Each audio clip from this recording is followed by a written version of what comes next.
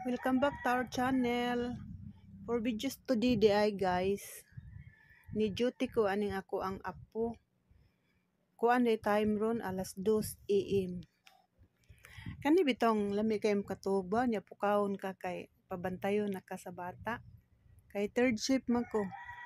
Mor gitag kuan ba kanang naay di ka kasabot nga magpiyong lang ka nga lami intay katog. Pero okay ra. Kay ang inahan nag-duty man sa sakripisyo lang sa tag-apil ani. Mugawas lang atong ang kanta guys nga kanang wa bitoy lyrics. Sige latag kanta nga nanana nya kaning tungod sa kaduka ba mohigdaan sa tas tungod. Nya sige tagtabog sa bata kay aron makatug. Kay pwede man jung dukaa ba mohigda sad ko.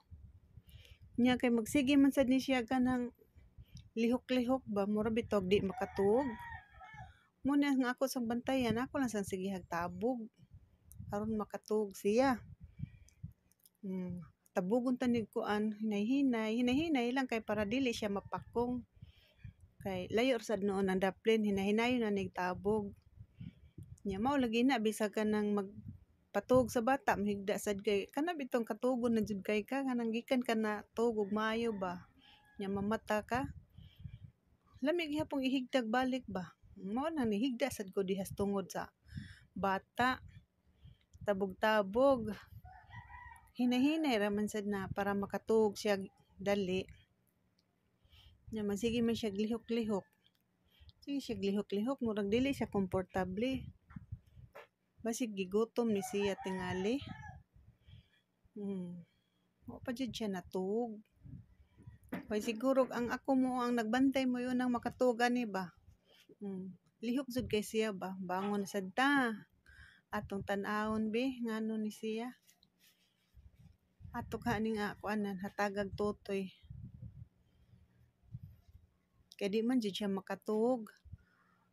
Sige ra siya lihok-lihok. Lihok, siging lihok. Ato ning tagaag tutoy be. Nanan nagtutoy na siya kay basig gigutom. Natug na guys. Natug gigutom di ay.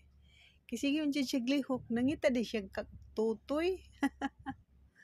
Kaluoy sa doy. Katutoy yun di ay siya. Mo din siya sa lihok. Dili jud siya makatug. Oh. Awa. Oh. Tawa. Natug na. Gigutom ra di ay siya. Tutoy ra gipangita.